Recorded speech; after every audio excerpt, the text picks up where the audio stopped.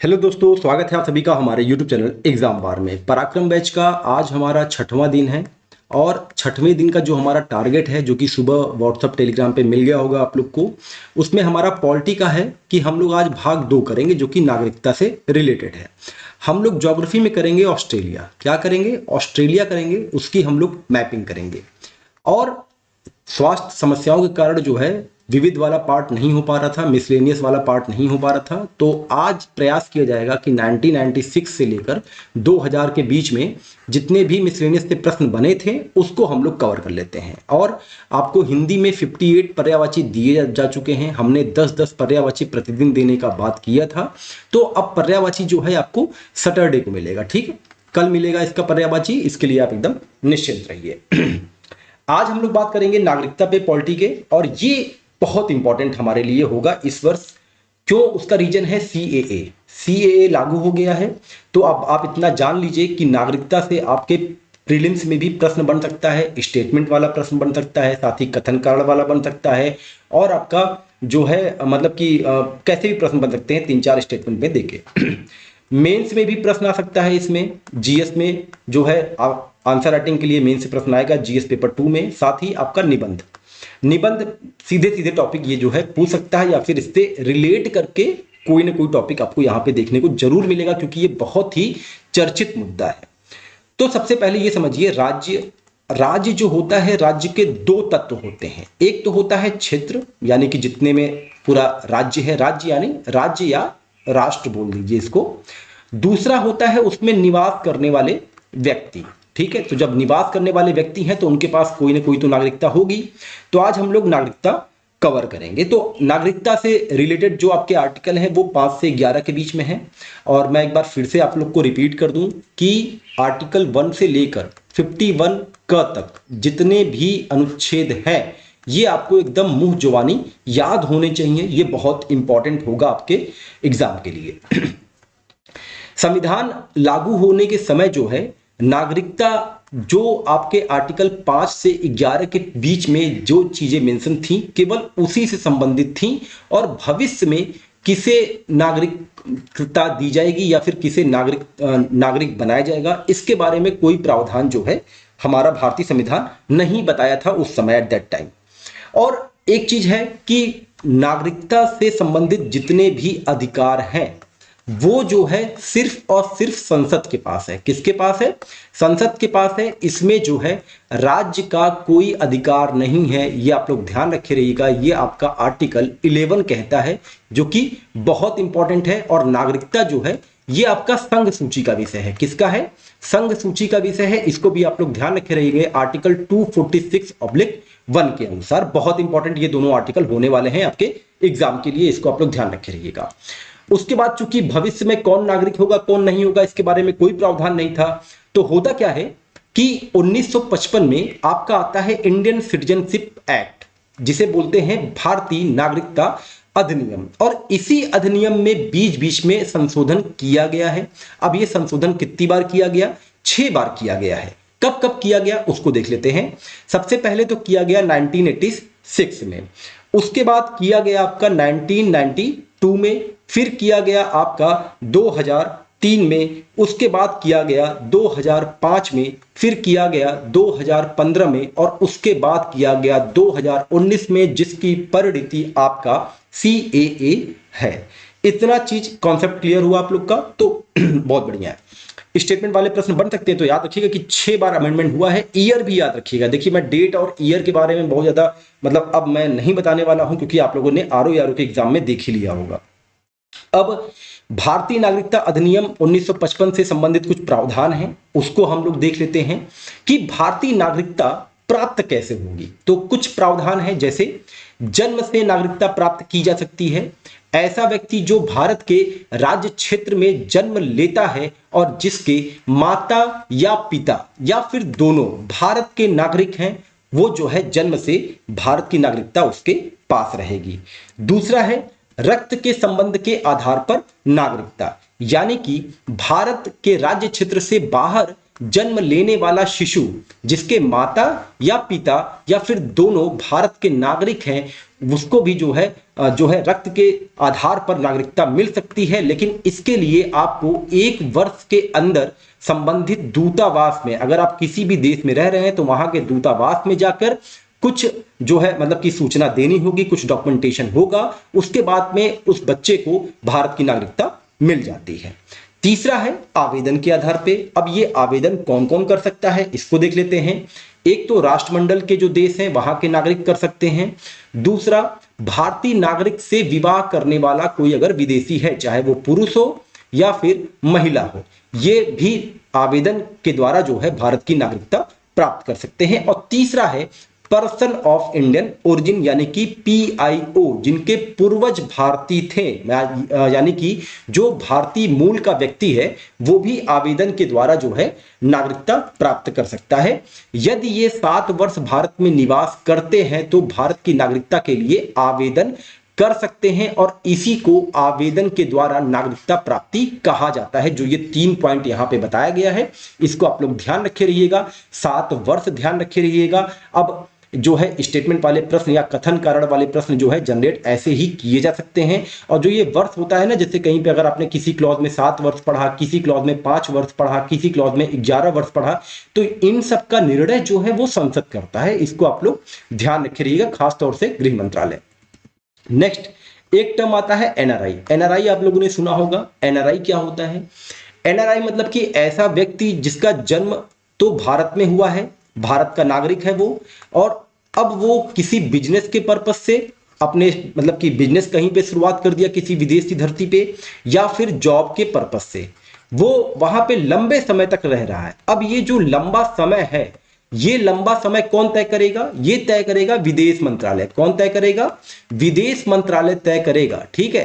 तो लंबे समय से रह रहा है तो उसी को NRI कहा गया है। और NRI से रिलेटेड एक स्टेटमेंट है, एक इंपॉर्टेंट फैक्ट है, उसको आप लोग ध्यान रखे रहिएगा कि NRI जो है वो भारत के अनिवासी नागरिक होते हैं। अनिवासी नागरिक होते हैं, निवासी नागरिक नहीं होते हैं। आपको निवासी नागरिक जो है दिया जाएगा स्टेटमेंट में, तो निवासी नागरिक नहीं होते हैं, अनिवासी नागरिक होते हैं। इसको आप लोग ध्यान रखे रहिएगा। चौथा है देशीकरण के द्वारा नागरिकता प्राप्त करना। कोई अन्य विदेशी जो लगातार 11 वर्ष भारत में निवास करता है, यदि आवेदन देता है तो उसे भारतीय नागरिकता दे दी जाएगी। लेकिन वर्तमान में ये 11 वर्ष जो है अब 5 वर्ष कर दिया गया है, इसको आप लोग ध्यान रखेंगे। और पांचवा है विलय के द्वारा। जैसे भारत जो है अगर किसी विदेशी क्षेत्र को भारत के क्षेत्र में मिला लेता है तो वहां के जो लोग हैं उनको भारत की नागरिकता मिल जाएगी। और इसका सबसे बेस्ट जो एग्जाम्पल है वो आपका सिक्किम का एग्जाम्पल है, जो कि एक विदेशी क्षेत्र था, उसको भारत सरकार जो है भारत में मिला लेती है। अब जो वहां के जो निवासी थे वो अपना प्रमाण पत्र दिखा के भारत की नागरिकता ले लिए गए थे, उनको भारत का नागरिक मान लिया गया था। अब बात करते हैं जो सबसे इंपॉर्टेंट टॉपिक है, जो चर्चा केंद्र है, वो है CAA।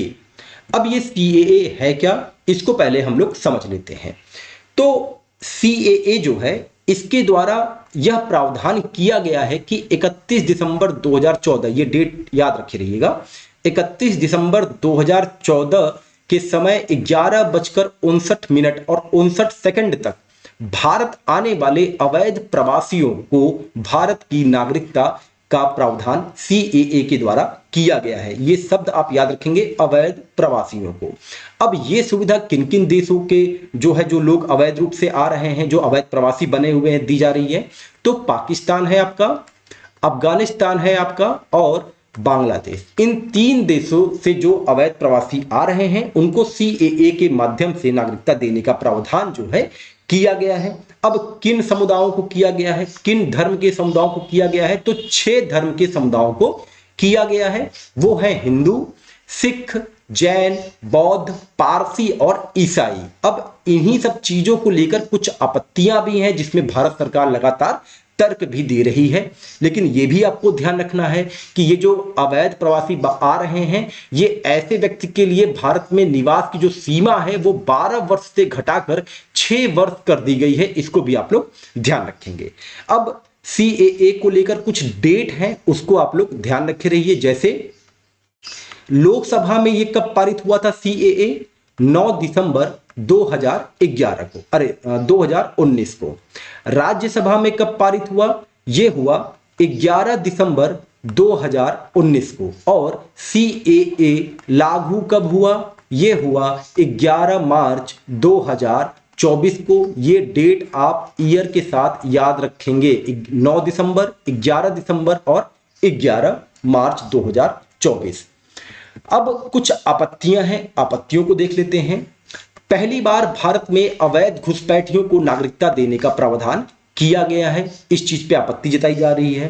पहली बार धर्म को नागरिकता देने का आधार बनाया गया है, जिससे यह आरोप लगाया जाता है कि यह भारत के पंथ निरपेक्ष स्वरूप के विरुद्ध है।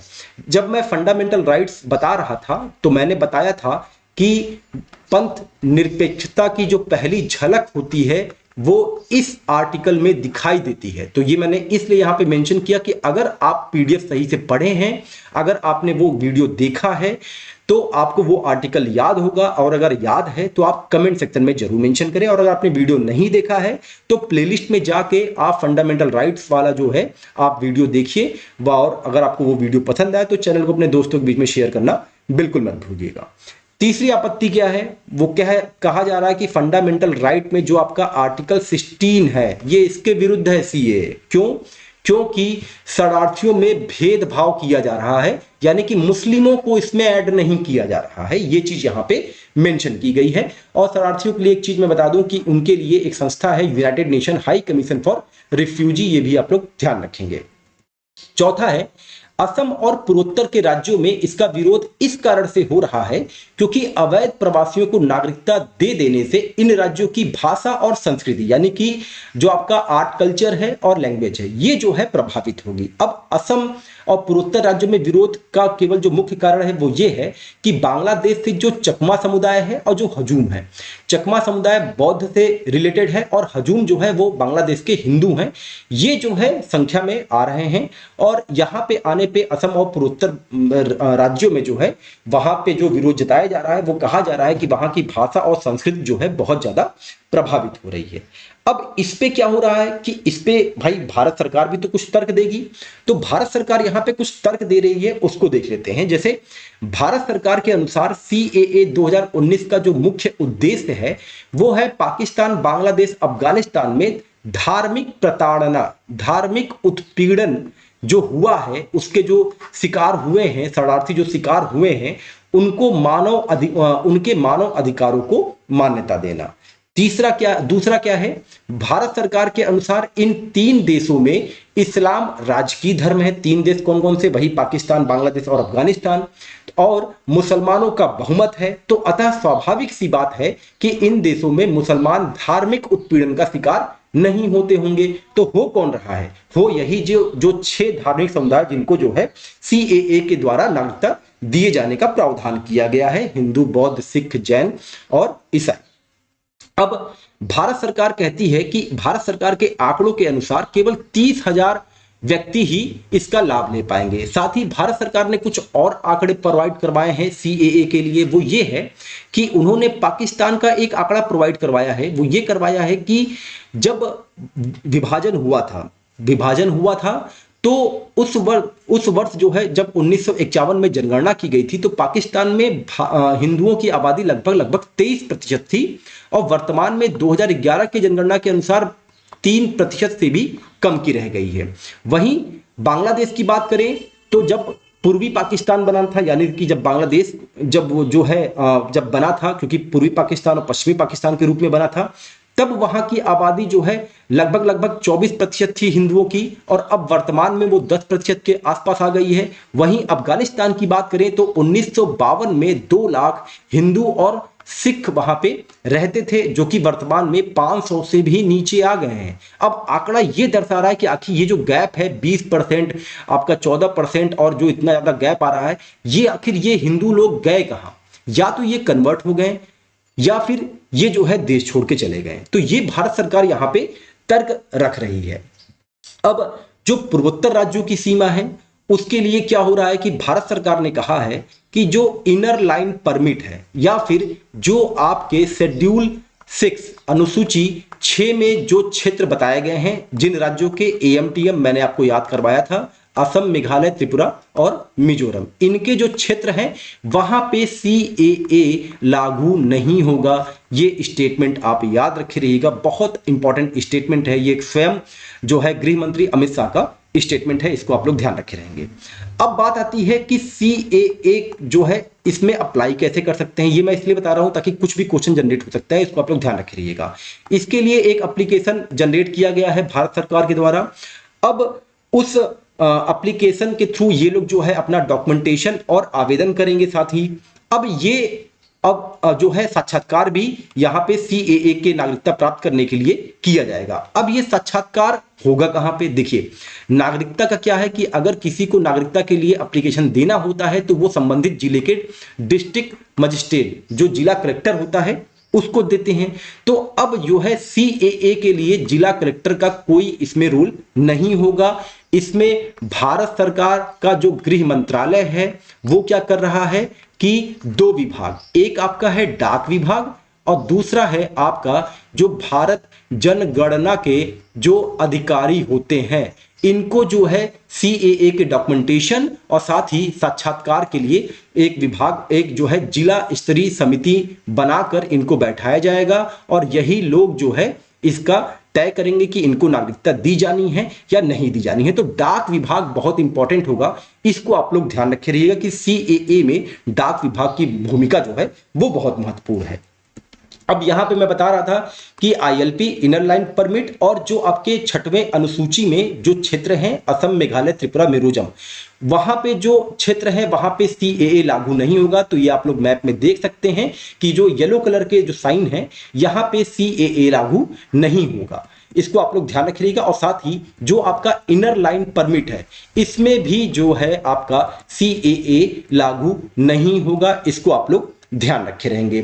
अब जैसे यहां पे लिखाया हुआ है कि अरुणाचल प्रदेश में entire state under ILP region, ठीक है, तो पूरे अरुणाचल प्रदेश में ये लागू नहीं होगा। मेघालय में बताया है कि almost entire state covered under 6th schedule except part of Shillong, यानी कि शिलोंग में 6th शेड्यूल लागू नहीं है, तो शिलांग में लागू हो सकता है, लेकिन जहां पे 6th शेड्यूल लागू है वहां पे लागू नहीं होगा। असम में 3 जिला बताया गया है जहां पे इनर लाइन परमिट है। नागालैंड में एंटायर स्टेट को बताया गया है जहां पे इनर लाइन परमिट है, इसको आप लोग ध्यान रखे रहेंगे। अब हम बात करते हैं भारतीय नागरिकता की समाप्ति किन आधार पे की जाती है। तो 3 आधार हैं, एक तो या तो वो स्वयं छोड़ दे, दूसरा है कि या तो वो किसी और देश की नागरिकता ले लेती है, मतलब कि ले लेता है तो उसके आधार पे जो है समाप्त हो सकता है, और तीसरा है वंचन के आधार पे, तो उनको हम लोग कवर कर लेते हैं। परित्याग, परित्याग मतलब कि जब कोई स्वेच्छा से भारत की नागरिकता छोड़ देता है तब आपकी जो भारत की नागरिकता है वो समाप्त हो जाएगी। दूसरा है कि यदि कोई व्यक्ति किसी अन्य देश की नागरिकता ग्रहण कर लेता है लेकिन भारत की नागरिकता नहीं छोड़ता है तो उसकी जो भारतीय नागरिकता है वह स्वतः समाप्त हो जाती है। तीसरा है वंचन के आधार पर। वंचन अर्थात भारत सरकार कई आधारों पर भारत की नागरिकता समाप्त कर सकती है, जैसे कुछ एग्जाम्पल यहां पे हैं। भारतीय संविधान का अनादर किया हो, यानी कि उसके बारे में कुछ अपशब्द कहा हो, भारत के गोपनीय दस्तावेज का राज्य या देश के विरुद्ध प्रयोग किया गया हो, वो मतलब कि ऐसा कोई व्यक्ति हो जो भारत के जो गोपनीय दस्तावेज हैं उसका राज्य या देश के विरुद्ध प्रयोग करता है तो उस व्यक्ति की नागरिकता जो है वो समाप्त कर दी जाएगी। और तीसरा एग्जाम्पल है कि संविधान जला देता है अगर कोई व्यक्ति तो उसकी भी नागरिकता यहां पे समाप्त हो जाएगी। ये सारे नोट्स अगर आपको चाहिए जो हस्तलिखित नोट्स हैं तो वो हमारे पराक्रम बैच जो हमारा चल रहा है टेलीग्राम पे, वहां पे ये उपलब्ध करवाया जा रहा है। अगर आपको हमारे पराक्रम बैच से जुड़ना है तो डिस्क्रिप्शन बॉक्स में नंबर दिया गया है, आप उस पर कॉल या मैसेज करके उसका पूरा प्रोसेस जान सकते हैं कि कैसे जुड़ सकते हैं। और हमने पीटी के लिए जीएस में जितने टॉपिक हैं लगभग 200 प्लस टॉपिक हैं, उसको हम हस्तलिखित नोट्स के द्वारा प्रोवाइड कराएंगे। साथ ही 1 साल का करंट अफेयर भी यहाँ पे प्रोवाइड होगा। और बीच बीच में हम जितने भी हमारे पेड स्टूडेंट हैं उनको हम लोग चेक भी करते रहेंगे कि कहीं ऐसा तो नहीं है कि वो केवल जो है पीडीएफ स्टोर कर रहे हैं कि हाँ जब एग्जाम की डेट आएगी तो हम पढ़ेंगे, तो उसके लिए एक छोटा छोटा टेस्ट भी ऑर्गेनाइज करवाता जाएगा। अब ये क्या है, अब यहाँ पे हम लोग बात करेंगे दोहरी नागरिकता का मुद्दा जो है, क्योंकि इससे भी आपका कथन कारण वाला और साथ ही स्टेटमेंट वाला प्रश्न बन सकता है। तो दोहरी नागरिकता एक्चुअली भारत में है ही नहीं। भारत में क्या है, भारत में एकल नागरिकता है, जो कि भारत जो है ब्रिटेन से लिया हुआ है। कहां से लिया है, ब्रिटेन से लिया है, इसको आप लोग ध्यान रखेंगे। लेकिन 2003 में भारतीय नागरिकता अधिनियम में संशोधन किया गया।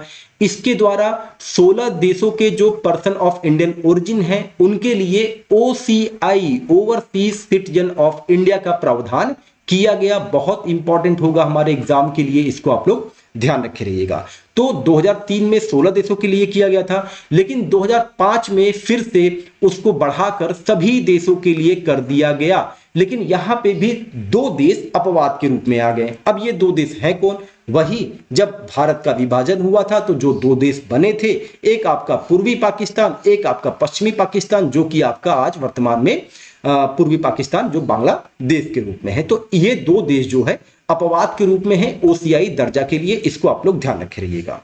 अब ये पर्सन ऑफ इंडियन ओरिजिन होते क्या है, इसको भी आप लोग देख लीजिए।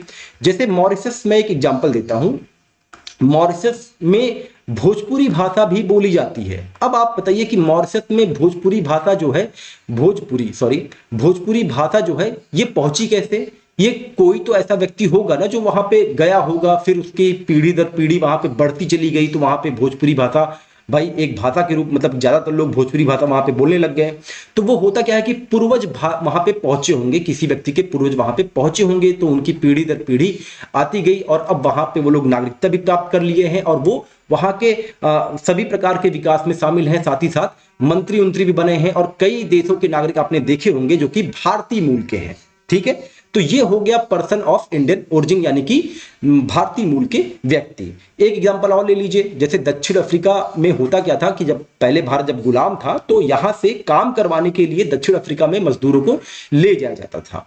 तो कुछ मजदूर ऐसे होंगे जो नहीं आ पाए होंगे भारत, वहीं पे रह गए, तो उनकी भी पीढ़ी दर पीढ़ी वहां पे बढ़ती चली गई। तो वही है कि जिनके पूर्वज भारतीय थे, ठीक है, उनको जो है पर्सन ऑफ इंडियन ओरिजिन कहा गया।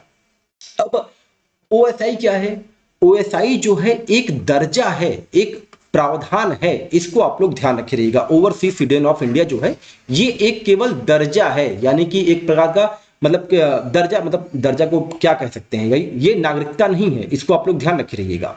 भारत में समुद्र पारी नागरिकता इसको हिंदी में कहा जाता है।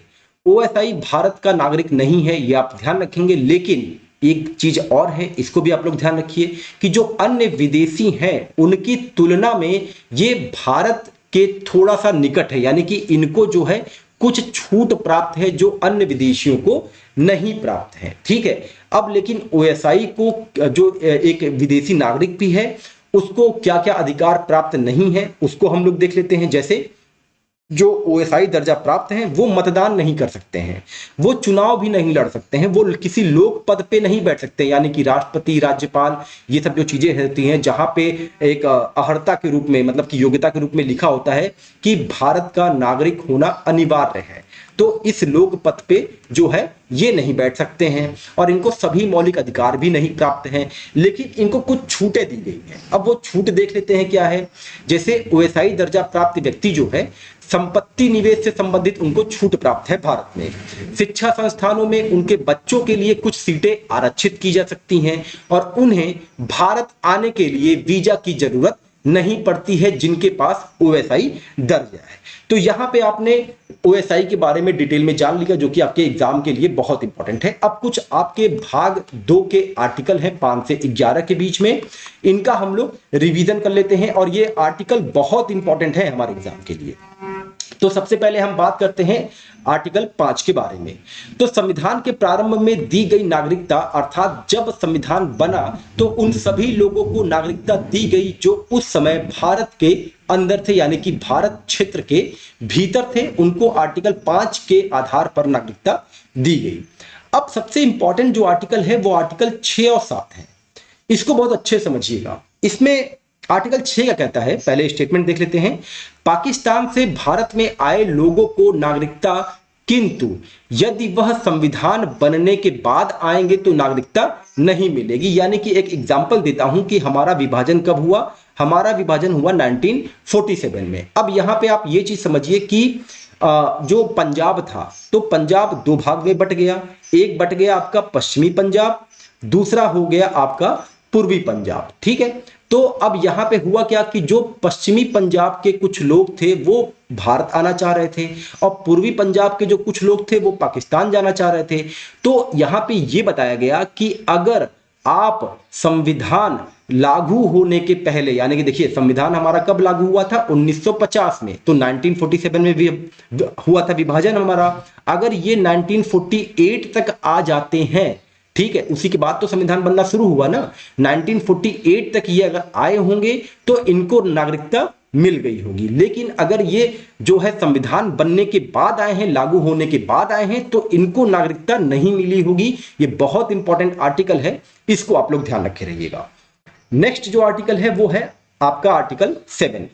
स्वतंत्रता के बाद भारत से पाकिस्तान चले गए ऐसे व्यक्ति जो संविधान बनने से पहले लौट आए हों उन्हें नागरिकता दे दी जाएगी, यानी कि वही चीज है जो मैंने आर्टिकल 6 में अभी यहां पे समझाया।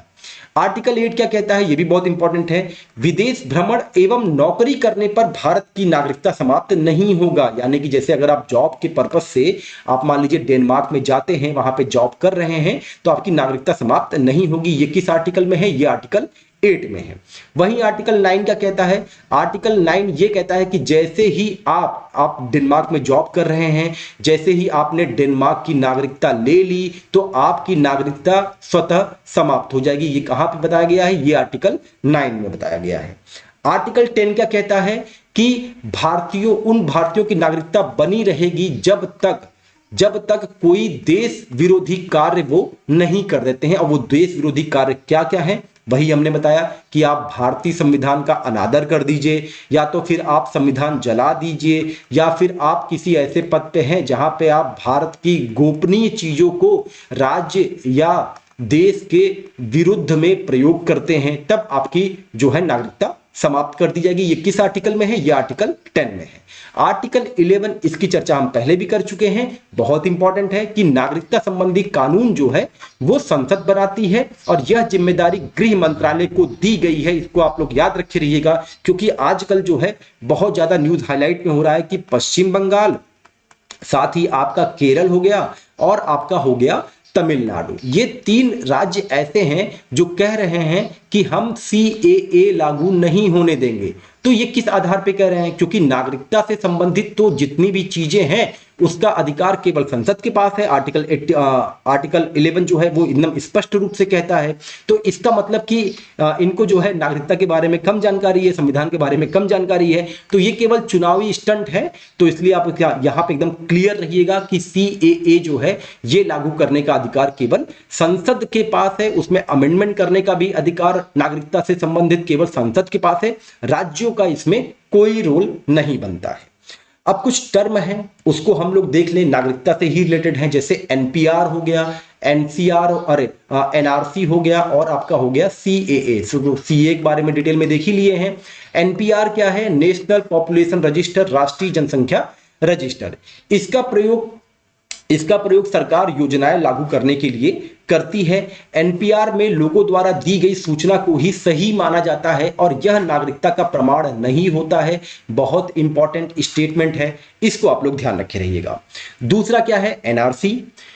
इसके जरिए देश में अवैध रूप से रह रहे प्रवासियों की पहचान की जाती है और इसके लिए लोगों से पहचान के दस्तावेज मांगे जाते हैं। इसका ज्यादातर विरोध जो है जो बॉर्डर वाले जो स्टेट है ना वहां पे हो रहा, मतलब कि हुआ भी था और आगे आने वाले समय में होगा भी जब NRC लागू होगा। जैसे आपका असम हो गया, गुजरात हो गया, इन सब स्टेटों में जो है, राजस्थान हो गया, यहाँ पे इसका विरोध बहुत तेजी से हुआ भी था जब इसकी चर्चा की जा रही थी, क्योंकि अवैध रूप से लोग चले आ रहे थे। वो जो है बॉर्डर हमारा राज्य है, जैसे बांग्लादेश से बहुत ज्यादा अवैध रूप से घुसपैठ होता है। अब कौन वहां से आ रहा है, तो अभी भारत सरकार CAA लेके आई है और फिर बाद में ये वक्तव्य भी दिया जा रहा है कि NRC भी लाया जाएगा। तो इस टर्म को भी आप लोग जाने रखिए।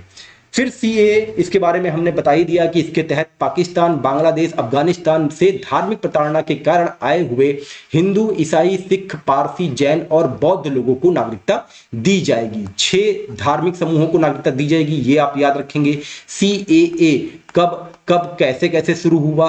लोकसभा में ये लाया गया था 9 दिसंबर 2019 को, राज्यसभा में ये लाया गया था 11 दिसंबर 2019 को, और लागू कब हुआ?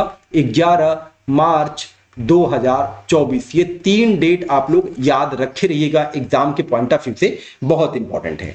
तो यहाँ पे हमारा जो है भाग 2 नागरिकता पूरी तरीके से समाप्त होता है, और नागरिकता जो है टॉपिक आपके पीटी मेंस और आपके एसी राइटिंग के लिए बहुत इंपॉर्टेंट है। आप लोग इसको बहुत अच्छे से कवर करिएगा। और अगर आपको हमारे इस पराक्रम बैच का नोट्स चाहिए तो डिस्क्रिप्शन बॉक्स में लिंक दिया गया है, आप जाके लिंक पे कॉल या मैसेज करके आप इस नोट्स को ले सकते हैं। चलिए मिलते हैं अपने अगले टॉपिक के साथ, तब तक अपना ध्यान रखें। नमस्कार, जय हिंद, जय भारत।